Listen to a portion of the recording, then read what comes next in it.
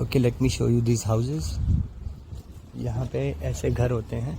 For example I will show you our house. ये जो घर है ये 3 बेडरूम का है। सिंपल ओल्ड स्टाइल हाउस है, 3 bedroom with 2 parking and little bit of place in the front. This much is the land. अब जो नए घर बनते हैं इस पे 3 घर बन सकते हैं, विला टाइप बनते हैं एक के ऊपर एक। बट ये एवरेज घर का साइज है यहाँ पे, 3 बेडरूम और 2 बेडरूम।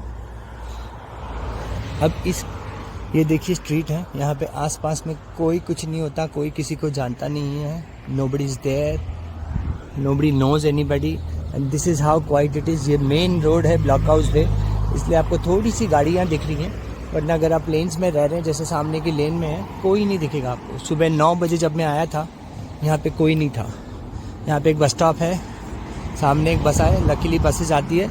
और ये शॉप्स हैं, तो हर एक एरिया में ऐसे 3-4 शॉप होते हैं जहाँ पे थोड़ा एक खाने की दुकान होती है, एक लॉन्ड्री मेट होता है जहाँ पे आप लॉन्ड्री करवा सकते हैं, और एक ग्रोसरी जैसे एक छोटी सी दुकान होती है। 2-3 दुकानें होती हैं। लेकिन आप देखें ये रोड पूरा देख लें, वहाँ तक जा रहा है।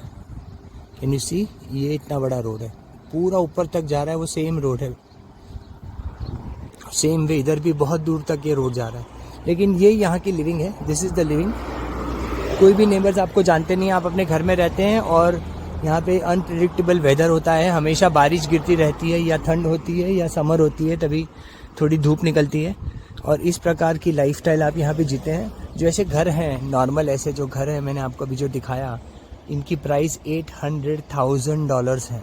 $800,000 मल्टीप्लाइड बाय 50 रुपीज़, 4 करोड़ रुपए के ये घर आते हैं। तो एक एवरेज आदमी अपनी ज़िंदगी भर मॉर्गेज ही भरते रहता है इस घर को लेने के लिए।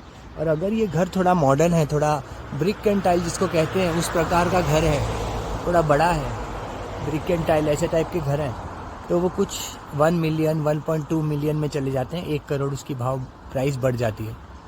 तो ये यहाँ का हाउसिंग मार्केट है, बहुत ही एक्सपेंसिव है। इंटरेस्ट रेट यहाँ पे पहले हुआ करती थी 3-3.5%, अब ये इंटरेस्ट रेट बढ़ के 7.5% हो गई है सडनली, क्योंकि यहाँ पे सबसे ज़्यादा इन्फ्लेशन है। और 7.5% यहाँ की इंटरेस्ट रेट हो गई है। और ये नॉर्मल हाउस है, यूजली आप अपने घर में ही रहते हैं, ज़्यादा किधर जाते नहीं हैं। कहीं भी जाने के लिए आपको गाड़ी निकालनी पड़ती है, और कुछ भी लेने के लिए आपको या तो एक ऐसे एरिया में जाना पड़ता है जहाँ पे बहुत सारे शॉप्स और मॉल्स होते हैं। जहाँ से हम आए वो करीबन 10 मिनट 15 मिनट दूर होते हैं। आपकी स्कूल भी दूर होती है या कॉलेजेस भी दूर होती हैं। बस में आप जाते हैं, यहाँ पे जो बस स्टॉप है, फॉर एग्जांपल देखेंगे हम बस स्टॉप। ये जो बस स्टॉप है यहाँ पे मोस्ट जगह पे बसेस जाती हैं, आप देख सकते हैं। यहाँ पे बस स्टॉप है, बस स्टॉप का नंबर है, सिंपल सा बस स्टॉप है, ज़्यादा कॉम्प्लिकेटेड नहीं है। 2 बसेस यहाँ से जाती हैं और ये बस का रूट है, ये बस का रूट है, यहाँ से बस जाती है पूरी। तो आप यहाँ से यहाँ तक जाएंगे या यहाँ से यहाँ एक ट्रिप में जाएंगे तो उसके $7 होते हैं, $7 होते हैं। 350 रुपये बस की टिकट होती है। $350 इज़ द बस टिकट 1 वे। और ये बस की टाइमिंग है, और बस काफ़ी अपने टाइम से आती है और जाती है। तो ये बस की टिकट है $7-8, $350 रुपये। सो आने जाने का दिन का 700 रुपये हो जाता है अगर आप बस से ट्रैवल कर रहे हैं। अगर कार से ट्रैवल कर रहे हैं तो आप यहाँ पे गाड़ी ख़रीद के जा सकते हैं। बहुत सारी ये जो कार्स हैं, सेकेंड हैंड कार अगर आप लेंगे डायरेक्ट ओनर से, ऐसी छोटी कार्स आपको $2-3 हज़ार डॉलर में पुरानी सी मिल जाएगी। $2-3 हज़ार डॉलर में पुरानी कार मिल जाएगी। और जितनी नई लेंगे 5,000, 10,000, 20,000 डॉलर तक जाती है। और यहाँ पे ज़्यादा करके लोग सेकेंड हैंड कार्स ही खरीदते हैं, नई कार नहीं खरीदते हैं। बहुत कम लोग नई कार खरीदते हैं। सेकेंड हैंड मार्केट बहुत ही अच्छा है, क्योंकि यहाँ पे वारंट ऑफ फिटनेस हर 6 महीने में आपको करना पड़ता है। हर 6 महीने 1 साल में गाड़ी को रजिस्टर करना पड़ता है। तो गाड़ी को आपको मेंटेन रखना पड़ता है। अगर आप गाड़ी को मेंटेन नहीं रखेंगे तो वो रोड पे अलाउड नहीं होगी। पेट्रोल और डीजल का भाव यहाँ पे करीबन $3 है, $150 का भाव है। और हम वहाँ पे रोते रहते हैं इंडिया में कि इतना महंगा है, इतना महंगा है पेट्रोल, इतना महंगा है डीजल। ये $150 का भाव है यहाँ पे पेट्रोल और डीजल का। 150 पर लीटर का 150 है, और हमारे वहाँ पे सिर्फ 100 है। ये बहुत सारा डिफरेंस है, बहुत बहुत सारे लोगों को लगता है कि भाई मैं फ़ॉरेन में रहने आ जाऊँ, फ़ॉरेन में रहूँगा तो मज़ा आएगा। यस, फ़ॉरेन में रहेंगे तो आप मज़ा आएगा आपको। फ़ॉरेन में रहेंगे तो इनकम भी मिलती है अच्छी। यू गेट $25 एन आवर, सो 1200 रुपये पर आवर मिलता है। तो अगर आप महीने के 40 घंटे काम कर रहे हैं तो आपको 4-4.5 हज़ार 4,500 आपको मिल जाता है आपकी सैलरी। तो वो करीबन 2 लाख, 2.25 लाख रुपए होती है। लेकिन जब मैं लोगों से यहाँ से बात कर रहा था, उसमें से आप अगर ये घर खरीदते नहीं हैं और ये घर अगर आप ये घर खरीदे नहीं और ये घर आप रेंट पे लें, ऐसा घर अगर आप रेंट पे लें तो 2 BHK घर की रेंट करीबन $650 होती है और 3 BHK घर की रेंट 800, $850 और अच्छे एरिया में जाए तो $1,000-1,200 भी होती है।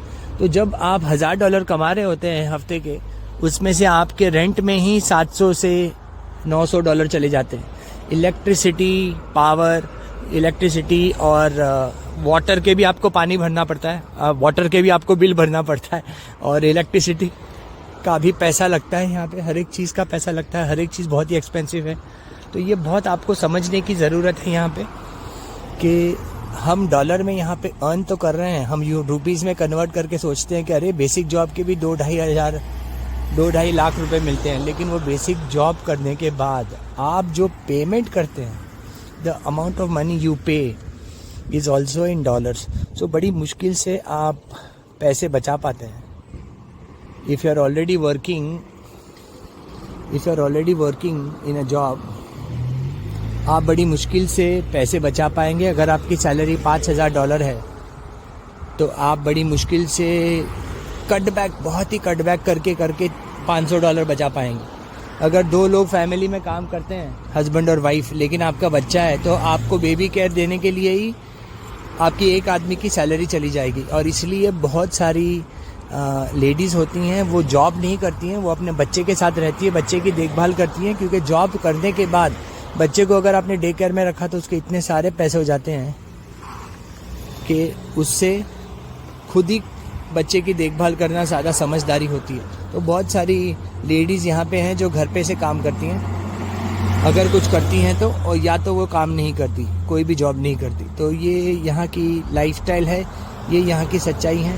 और अगर आपको यहाँ पे रहना है लॉन्ग टर्म, तो एक चीज़ आपको समझनी है कि यहाँ का जो लेबर है, हियर इज़ वेरी एक्सपेंसिव। यहाँ का जो लेबर है वो बहुत ही एक्सपेंसिव है। किसी को भी आप काम पे नहीं रख सकते, सब कुछ आपको खुद करना है।